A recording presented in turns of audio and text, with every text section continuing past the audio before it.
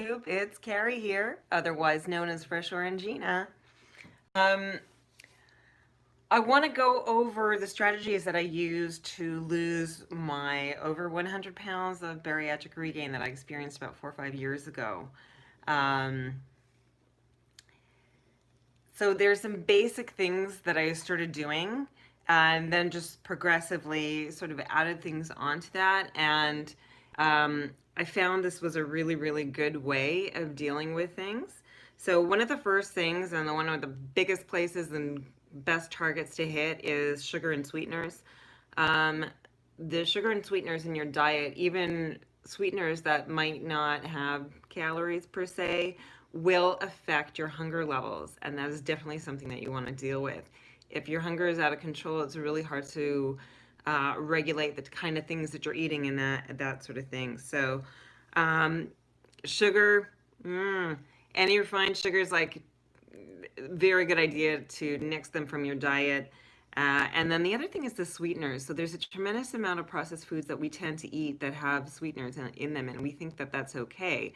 But when your brain perceives that sweetener, it's still going to react, and you're going to have sort of like these spikes and drops in blood sugar level, and that will affect your hunger. It will affect you controlling your mindfulness around eating as well. So the best place to start is sugar and sweeteners. The first few days of doing that are the worst. You're going to have cravings and stuff like that. But after the 3 days, that subsides. Another really great thing that ends up doing is that it will actually change the way that you perceive other tastes. So all of the healthy food, when you're used to very, very sweet foods, things with natural sugars tend to not taste sweet. But once you get rid of that stuff from your diet, all the healthy food tastes a lot better. I would almost say it's akin to the effect that you get from quitting smoking, and how much that changes your perception of food. If there's any smokers out there who quit, like, it can have a massive effect on how you taste food. So the next one is to increase greens and non-starchy veggies. You do it gradually. I have actually like a whole video on how to increase the vegetable content in your diet. Don't try to do it all in one go. That's a big mistake that a lot of people make. Because what that can do is basically you don't have, it's like your stomach is a baby. You don't have the microbes to deal with that amount of fiber and that type of food content if you're not already eating it. So going to like a raw veg diet is going to just kill your digestive system. You want to start slowly, add in things that you already do, add in cooked veggies, things that are a little bit easier to digest, and let your body get used to it over a matter of weeks before adding in more. The more vegetable matter that you add into your diet, it will help regulate the absorption of everything else. It will increase your diversity in your microbiome, and that does a bunch of wonderful things. Now, as far as the greens, like the more fiber, also more micronutrients, means better absorption, and yeah, it's the best thing that you can do for your immune system. It's really, really a good thing to do if you can go from like progressively from more processed veggies, let's say canned or whatever, to less processed. If you could go to a farmer's market, if you can grow some food yourself, you'll be doing yourself a ton of favors. So the next one is to reduce starchy foods. That carb monster is a hard one to battle against. I think we all know the experience of it being such a slippery slope, and the more refined starches you can remove from your diet, the better off you will be, the more regulated your hunger will be. You won't have as much of those spikes and drops in blood sugar. And on top of that, those starches really have no nutritional value. The nutritional value in your food really comes more from the veggies. If you want to talk about bad carbs and healthy carbs, refined carbs, pasta, bread, all that stuff, it really doesn't do anything for you other than just fill you up. And it's really just designed to be energy, like much, a little bit like sugar. Historically, those types of foods come in around times that cultures experience infrastructure building.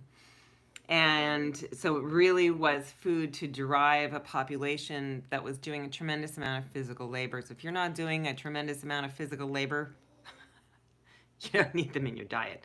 If you have mostly sedentary lifestyle, I'm talking even if you exercise, go to the gym and all that, but if you're not every day working a very very physical job, you really don't need that extra energy because that all that is in it is energy, and if you don't use it, your body's just going to store it as fat.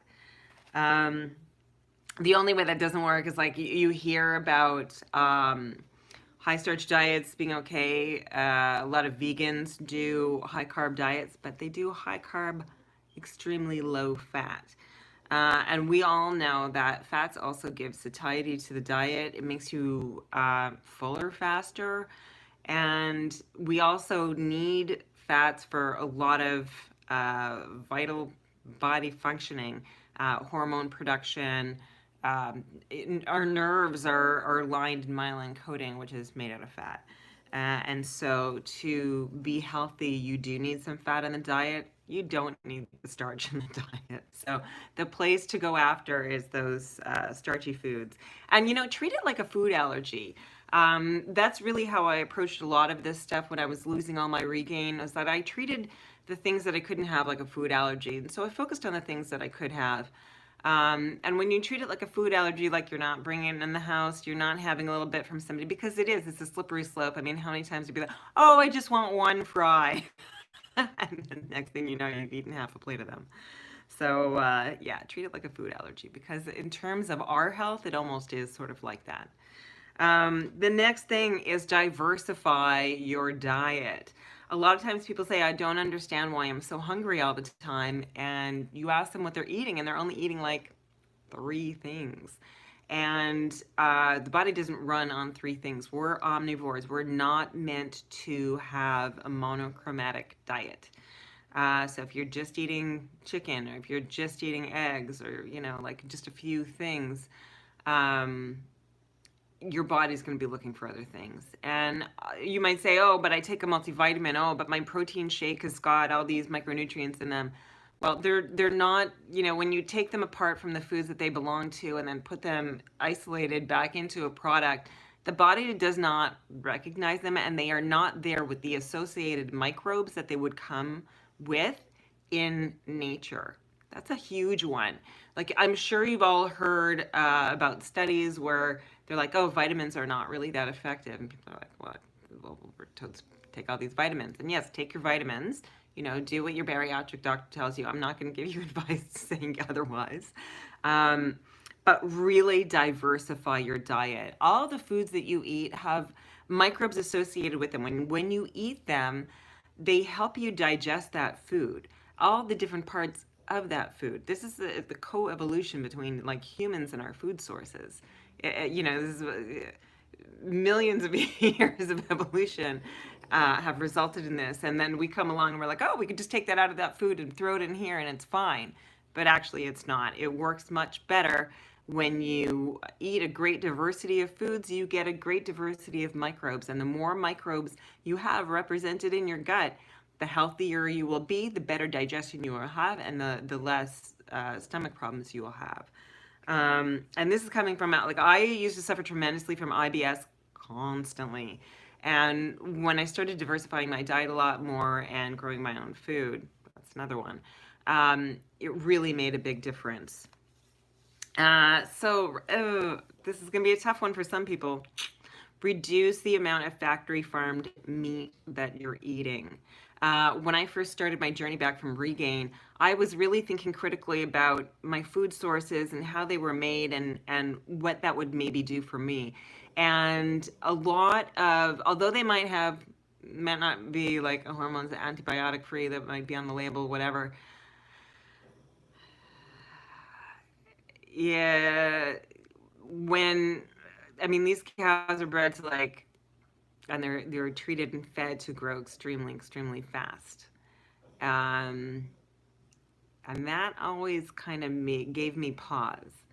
I'm a stickler for dairy, and I have trouble reducing that. But I think that a good place to look at reducing, because like when you're looking at the constituents on your plate, if you want to add more veggies, and trust me, there's plenty of protein in vegetables that people don't really realize. If you're eating a steak, people say, oh, well, you only absorb so much of this. Well, how much do we absorb? But if your microbes aren't there, if you don't have that diversity, what are you really absorbing? Like, you don't know. You don't know. So I would say maybe reduce the things that we know are not terribly great for us. That's why when I changed my diet, I went to pescatarian, because it's not factory. It was the only thing that really wasn't factory farmed, and it was more from natural environments. So like, chicken, pork, and beef. There's certain products that I still eat strategically, like liver, and that's because I combat issues with iron. And so, like a lot of us, right? And so, if I'm going to prioritize what kind of meat products I'm going to eat, those are going to be the ones. Um, and then this is pretty much the last one. So, mindfulness at the store. That's a huge one, because you know what? If you bring it home, you're going to eat it. And if you go to the store hungry, if you don't bring a list, if you're the kind of person that sees something on sale and you're like, oh, I gotta get that, look how cheap it is. You know what? Nothing healthy is ever really on sale. Unless they're having like a 99-cent sale on like veggies, which rarely happens. It's usually stuff like cookies, processed foods, stuff that's made from really cheap ingredients with glossy stuff on the box, but not on the ingredients. So stick with the natural foods, go to less processed foods, more natural foods. If you can grow some food yourself, even if it's like, microgreens, it's a good thing to do. And it will, again, diversify your gut microbes. That'll help you with hunger levels. It'll help you with absorbing nutrients and being a healthier person. Good luck, everybody. I hope everybody's doing great. Stay safe. See you later.